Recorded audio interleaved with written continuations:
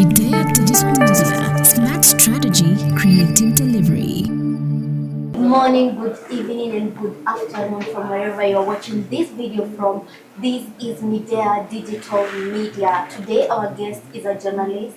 I'll say she's an amazing mother, an energetic and very humble young woman. Ladies and gentlemen, I present to you Anita Santuri. How are you doing? I'm good, how are you? I'm very okay. Why are you laughing? Majina makubwa lakini asante. You are. Thank you. You're an amazing woman. Thank you very mumuch. Not just a woman, a young woman. Thank amazing you. Young woman. Mimi naelekea miaka 42. Life starts at 40. So yes, I'm 18 years. Yeah, thank you. So, how have you been? I'm good. I'm doing very well. Yes, thank you. How is the media industry treating you? Media iko vizuri, though tough. Yeah. Everything is changing. New people are coming up and new talents pia nazo come up every day. So you need to be on top of your list or whatever you're doing your research. You need to be on top of things. But it's good. It's good. Yes. So far? Amazing. Oh yeah. That's good. Amazing. Yes, It's amazing. Yes. Okay, maybe you can tell us about how your journey has been. Okay. In media. I understand that you work for Milele FM. Yes. And your show is quite an amazing show. Thank you. She talks about relationship. Oh yeah. You should listen to her. So talk to us about that. I think I got into media about 8 years ago. Yeah. Yeah, and I started up with Citizen. Mseto East Africa. I was first female Mseto East Africa co-host with Mzazi, and then after that I got my baby. I went back home. I decided to be a full-time mom, but then I think talent yangu ilikuwa nimeilalisha, but watu wanataka ilale, so I got a call from Sauti ya Pwani in Mombasa. Then I went there in 2019, and that's how radio started. Before I was in TV, but then radio started in Mombasa in 2019. And was radio a passion, or is it something that you have always wanted to do? Actually, no. I'm a business person. I did business at Kim, and media mdomo. Una kierere. Emi kierere ndo mepeleka kwa media. So basically, I learned everything on the job, and also when I was now doing it, I started to go back to school. So I've done a lot of online classes. I've done a lot of conferences, trainings, the media to get where I am today. Okay, so what I understand is when you joined media, you actually did not study. No, I did not. At all about journalism? No, I did not. I went for competition, Mseto head competition from Mseto 1000. So it was an East African thing. Yeah. So we were about 135. And the first round I was like up at top 35. Yeah. And then I got to top 3. And then I was number 1. Wow. Then number 2 was my friend Melody. She's now in Radio Jambo. Bado tu Radio Media. Yeah. Now talk to us about the journey here at Milele FM. Wow. Milele came calling last year, early last year, and when I got the call to send my demos, I did, and I forgot about them. I didn't think that they would call me or anything, because I was just, I'm just a struggling mom in Mombasa. Why could even Milele call me, So I sent the demo and I forgot about it. Mimi nikaendelea kufanya job until one day wakaniambia kuja Nairobi ufanye show ya Saturday. So I came, I did my first show na Meshak Jilani. It was amazing. So even my bosses started, who was that chick who did Saturday show? Who was that? So wakambiwa, my profile was taken to them and I came. So I resigned in Mombasa bila kupata contract ya Milele. Wow. Nili risk tu nikasema, let me just, because you can't go for a trial in another radio station wakati bado unafanya kazi kwa radio station nyingine. So I had to resign my position in Mombasa. I came to Nairobi, I took a risk. And I did the demo. I gave it my all, because ni kufa kupona. Yeah. Then I got the job. Maybe apart from your show, you talk about relationship. Yes, I do. What drove you to do that? Okay. Talking about relationship, is it an experience that you faced and then decided to maybe help people in their relationship, or what happened? 100% of the things that I talk about are things that I go through on a daily basis. as a mother who's raising a special need child, getting someone who can love you fully without being selfish is not an easy journey to be in.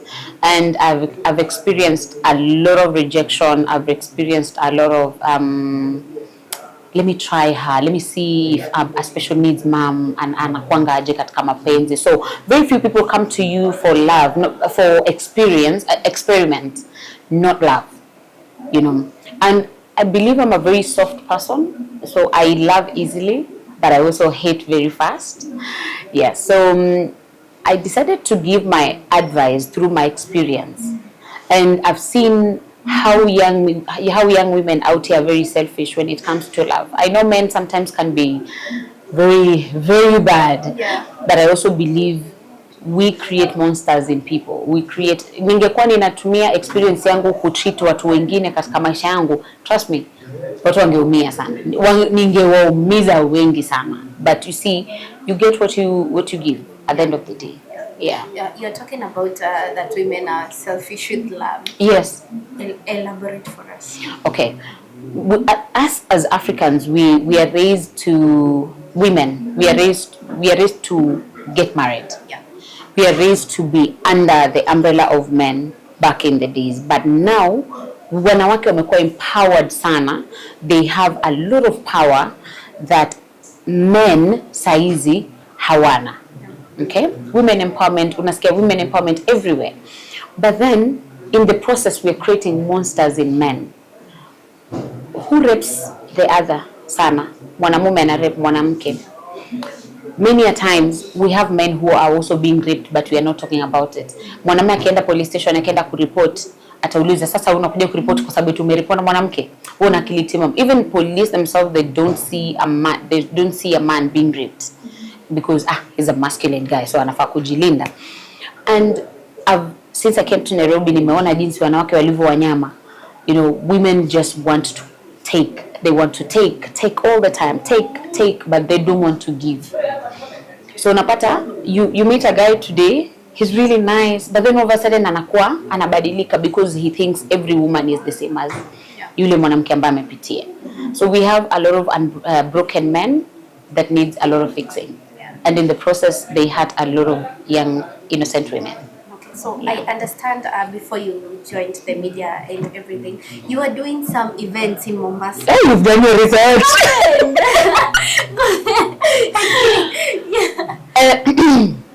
I still do them on a low scale now, privately, for corporate, but I have 40 celebrity awards. I stopped when I got my son, and when I got my son's diagnosis, I needed ile hamu ya kufanya chochote mili nitoka. The passion that I had, the drive that I had disappeared because I was I'm here helping artists, you know, recognizing artists. Why has God forgotten about me when I need him the most, you know? Why should God give me a special needs child? Do I really deserve this? I've been helping special needs people understand how to live with their parents, how to live with their families. Mbona Mungu amenipatia mtoto mlemavu? So it killed everything in me. I didn't want to do anything at all. I didn't want to work. I stayed home for 2 years without work. So I was just living on my savings, you know, until I started now going for therapy pole pole. Nikaanza kujirudisha, nikaanza ku-accept. Now that I'm back, we are going back to events again. Yeah. Because that is what made Anita Santuri. Si radio wala si TV. Events made me. So we should wait. Something big is coming. Yes, actually, next year we have our first Pwani Celebrity Awards. We are trying to partner with some guys in Nairobi. We make it a countrywide thing because it was only for the 6 counties in Mombasa. But I'm still skeptical about working outside Coast because Coast is where I come from. And I would want to build my home before I can go outside and build someone else. Yeah. Okay, you've really talked about being a single mom. Special mom. Yes, a special mom. Yes. And maybe you can I understand that you have been teaching other young mothers Yes. who have the same, who are also special mothers. Yes. You can talk to us about your journey as a mother with a special kid. Okay. You can talk to us about the journey, how it has been, and before you even talk about that, when you went to the hospital and you were told that your child is special, what happened? Oh, so when I got my diagnosis mara kwanza, it didn't come in as a shock sana because I didn't even understand what that was. Same way na mama wengine na wazazi wengine, we get diagnosis wakati hata tujue ni nini. But now you get it and then you go back home, you start researching about it and then you realize, wow, this thing is really bad. So now you go back to the drawing board and then you try to understand, hey, kitu sana ihandle aje. Mi hospitali ya kuniambia cerebral palsy ni nini, niliambiwa tu mtoto wako amepata brain damage and that was it. So I took my son home. His head now is becoming smaller every single day. So now I need to research on what to do. So now when I go to understand what that was, me daktari ambaye mtoto wako atakuwa tu mlemavu forever. That is kama ataishi past 1 year.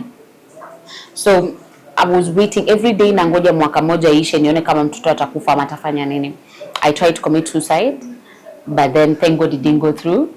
And then now I remember when he was 7 years, his father akanipigia, akakuja kumuona mtoto. Akaniambia, sasa unakasirika nini?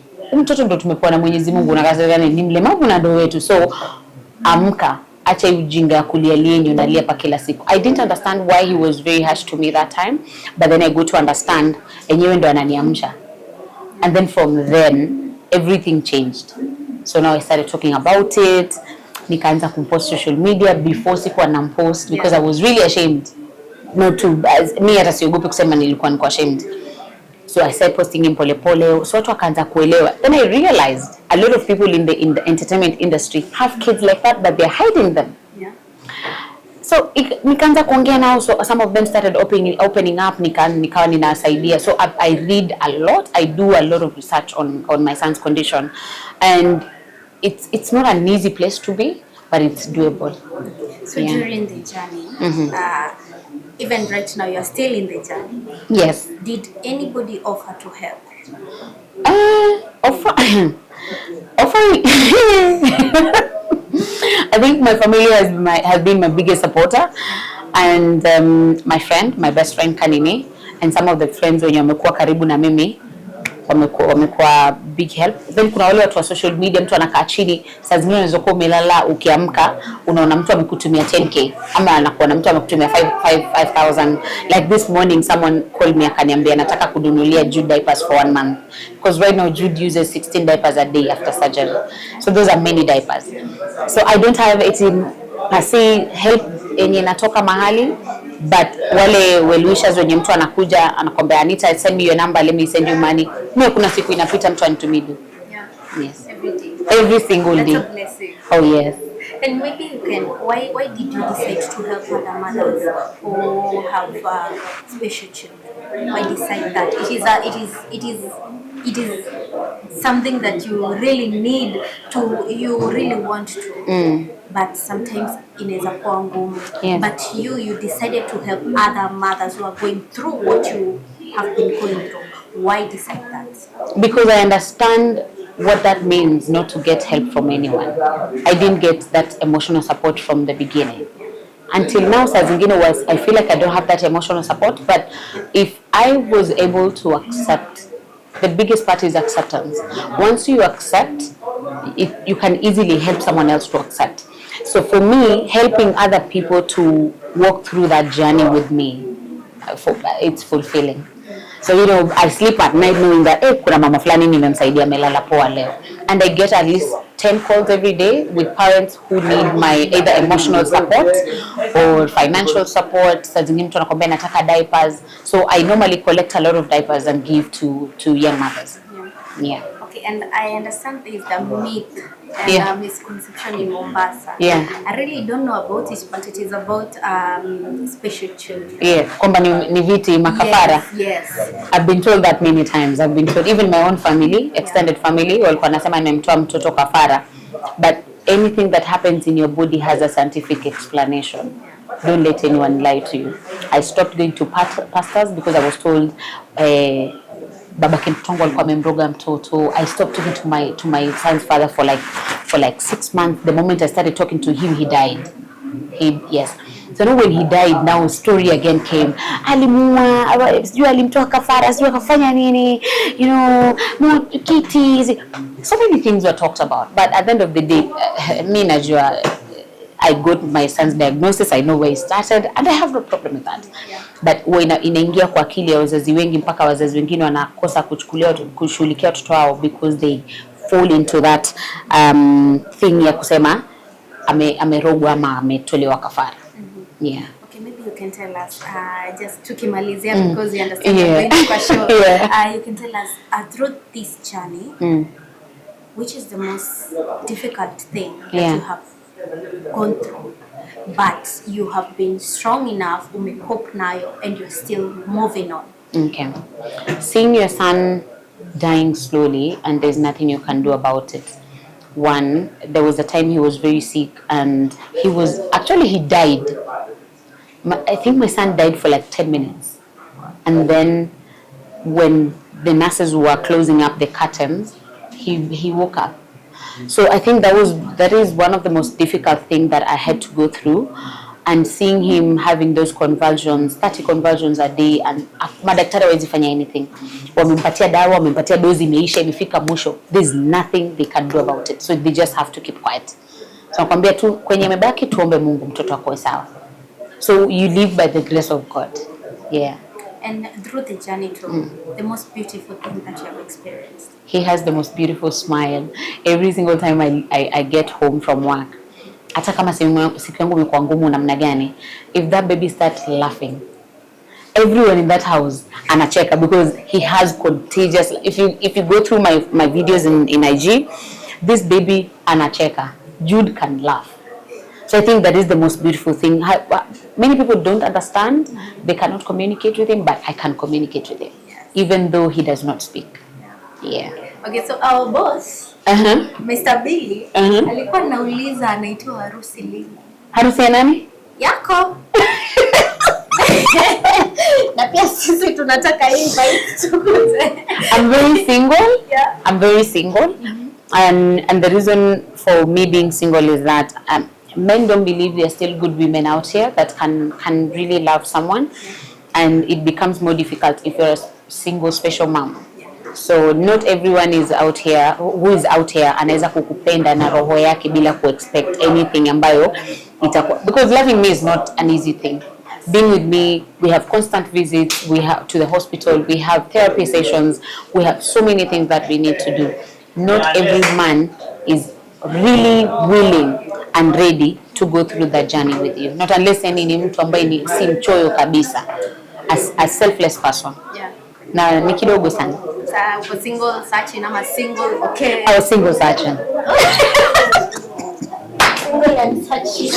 Yeah, single and searching. Okay, maybe let's say cutting short to our viewers and maybe tell them something that will encourage them, talk to those special mothers. And before that, tell us something that we don't know about you, that people wanna imagine too. Wanna imagine? Yeah, and it's not you. Watu wengi wanafikiria ni I'm a very mimi ni mkali sana. Watu wanaogopa kunitongoza. Aki mnitongoze mimi. Watu wengi wanaogopa kunitongoza. Aki mnitongoze tu. Mnitongoze tu. Aki mnitongoze tu. Aki mimi si mkali. Mimi si mkali. Mnikatie tu. Okay, maybe dear single mom or dear special mom, whatever you are, it's okay not to be okay. If everything is not working out, just look at your baby and thank God for every single day that goes by. Because at the end of the day, ni wewe tu, if you're not okay, the baby knows. Because our kids have they can detect energies. So if your baby knows that you're not okay, this baby is not going to be okay. So yes. Thank you so much. Karibu sana. Najua tumekuja last minute. I know. We wish you well. Thank you. And may God bless you. May God continue blessing you and giving you the strength. Thank you. Keep on pushing. Naambia Billy aache kuni ambush.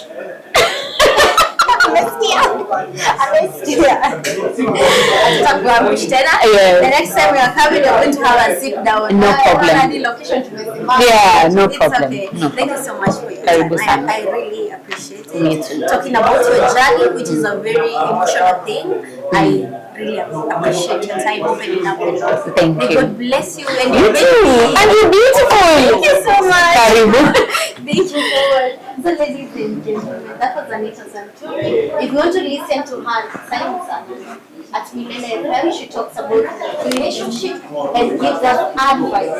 Any advice that you may want, get another text. Yes. Okay, you text whatever issue that you have. She will be there to give you, to tell you what's next, what you need to do next. So ladies and gentlemen, that is Anita Santuri. I am Veronica Gitina. Have a lovely day. Bye bye.